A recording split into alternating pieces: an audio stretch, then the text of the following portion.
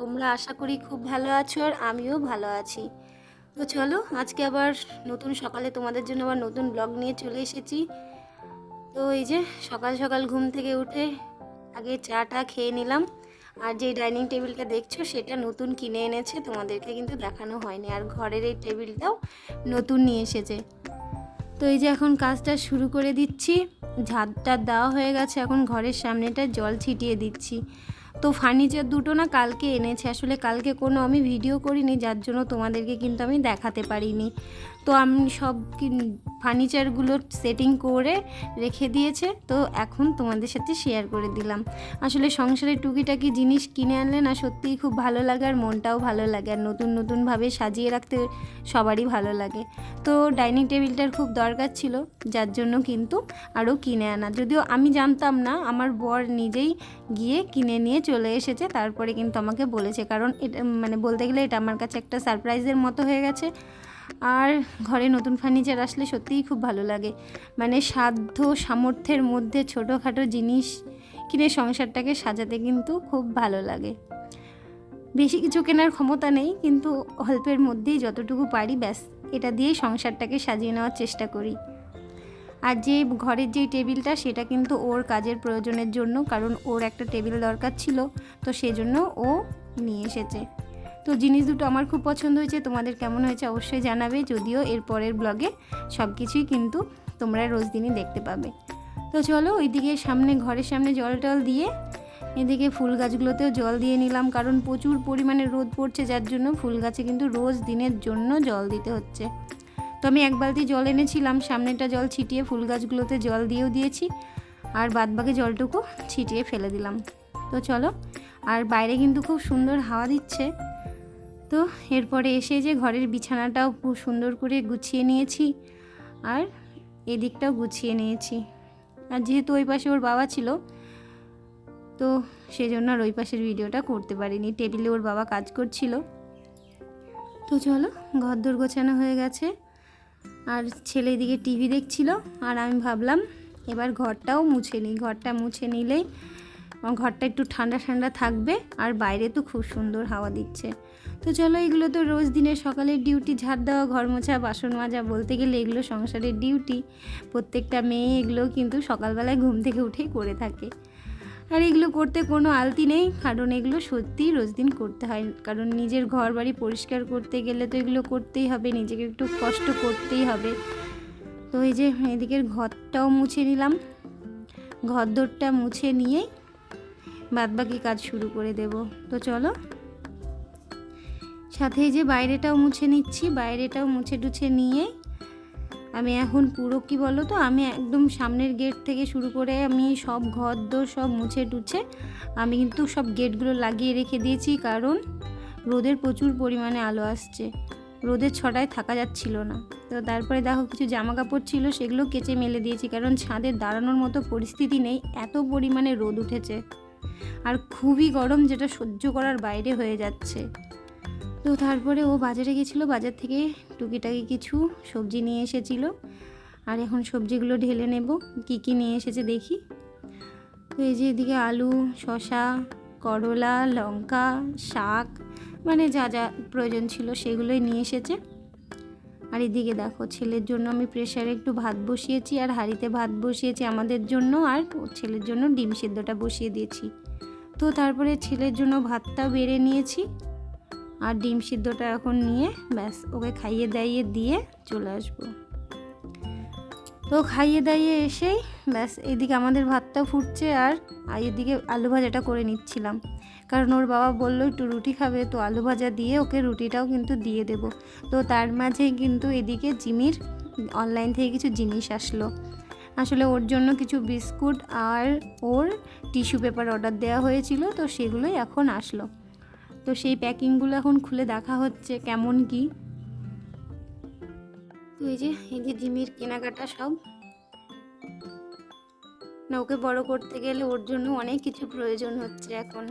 তো এই যে দেখো টিস্যু পেপার একটা এমনি নিয়েছিল, আর দুটো কিন্তু গেট 1 বাই 1 ছিল, তো সেটা বুঝতে পারেনি, দুটোই অর্ডার দিয়ে দিয়েছিল, আর লাস্টে কিন্তু 3টে হয়ে গেছে, প্রচুর পরিমাণে হয়ে গেছে। তো এই যে দেখো এটার মধ্যে কিন্তু আর একটা টিস্যু পেপার ছিল যেখানে ডবল ছিল।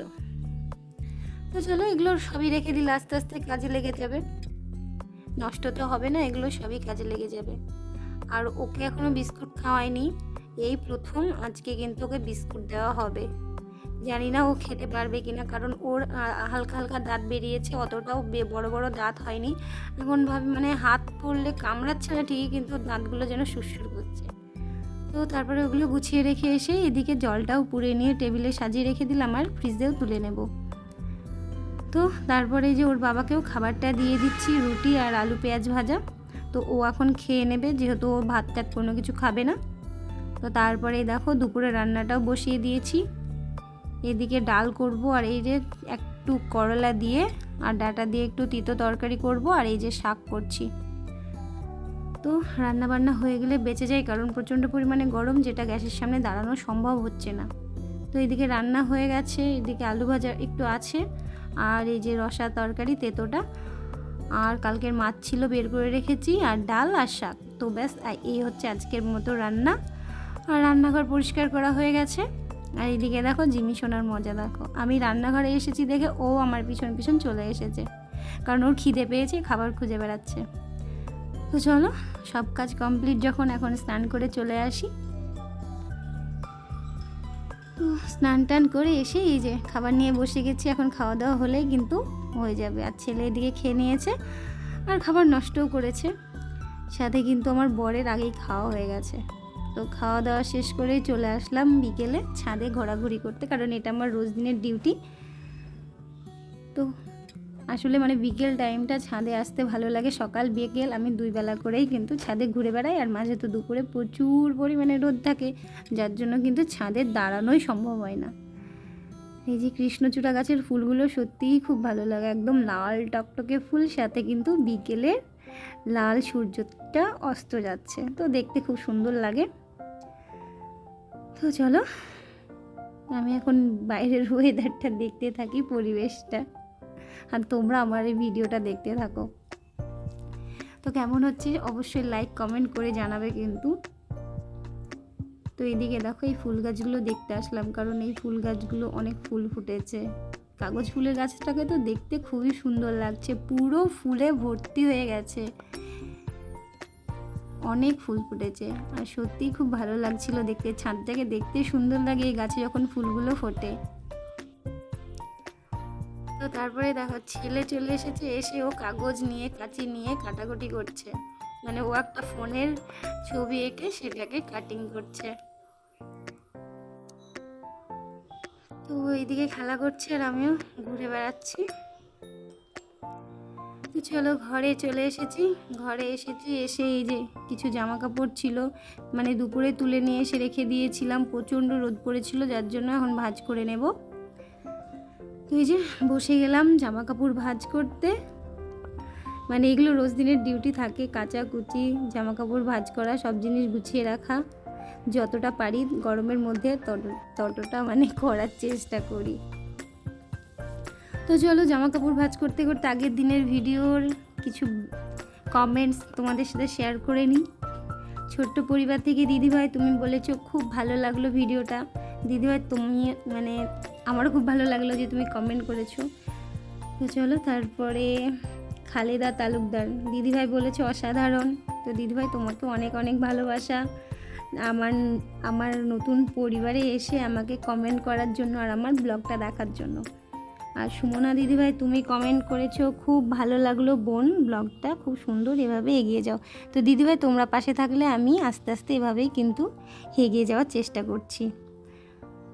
তো তারপরে নীলাঞ্জনা তুমি লাভ রিয়্যাক্ট করেছো, তো তোমাকে অনেক অনেক ভালোবাসা, আর সকল দিদিভাইদের অনেক ভালোবাসা, আমার নতুন পরিবারের নতুন সদস্যদের অনেক অনেক ভালোবাসা আমাকে কমেন্ট করার জন্য আর আমার ভিডিওগুলো দেখার জন্য। তো চলো আস্তে আস্তে সমস্ত জামা কাপড় কিন্তু আমি ভাঁজ করে নিচ্ছি। আর প্রচণ্ড পরিমাণে গরম পড়েছে, ফ্যান চালিয়েও কিন্তু কোনো লাভ হচ্ছে না। আর এদিকে তা ভাঁজ করলেই হয়ে যাবে।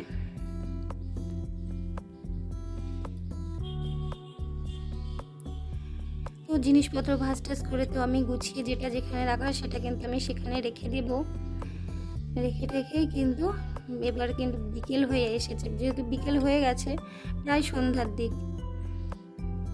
আর আজকে ছেলের পড়া তো রোজ দিনই থাকে, আজকেও পড়া আছে, তো ওর জন্য আরও তাড়াতাড়ি করতে হবে। স্যার চলে আসবে ওকে পড়াতে, যেহেতু কালকে আবার ওর এক্সাম আছে, তো কালকে আছে ম্যাথস।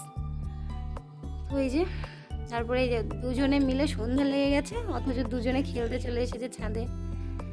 কারণ এখন রোদ নেই, জিমি একটু বেরিয়েছে, সারাদিনে একটুও বেরায় না, ছাদে তো পা দিলেই ও আগেই ঘরে চলে যাবে। আর ওর জন্য সারাদিন এসি চালিয়ে রাখতে হবে, কারণ সত্যি ওর খুব কষ্ট হয়, ও বাচ্চা আর ওরা তো গরম সহ্য করতে পারে না। তো এখন বিকেল টাইম একটু ঘোরাফেরা করে নিচ্ছে, যদিও রাত্রে আবার বের করি ওকে বাইরে ঘুরে বেড়ানোর জন্য। তো দেখো যা করছে, ও তাই করছে। তো চলো এখন এই যে ঘরে চলে এসেছি, আর এখন কিন্তু অনেকটা সন্ধ্যা হয়ে গেছে। আর এই যে তারপরে এখন চাটা করে নিচ্ছি, আর ছেলের জন্য দুধটাও জাল দিয়ে নিচ্ছি। মানে এই দুটো কাজ আমি একসাথেই করে থাকি, চা করা আর দুধ জাল দেওয়া। কারণ টাইমে দুধ খায় না, একেবারে এই সন্ধ্যার টাইমে দুধটা খাই, তো তার জন্য ওকে এখনই দুধ জাল করে গরম গরম দুধ আমি এখন ঢেলে নিচ্ছি, নিয়ে কিন্তু একটু হালকা ঠান্ডা করে ওকে খাইয়ে দেব। তো চলো দুধ ঢালা হয়ে গেছে। আর সত্যিই খুব গরম পড়েছে, যেটা আমি এখানে দাঁড়িয়ে থাকতে পারছি না রান্নাঘরে, মানে এই গ্যাসের সামনে রান্না করাও সত্যিই খুব কষ্টের, কিছু করার নেই, করতেই হবে।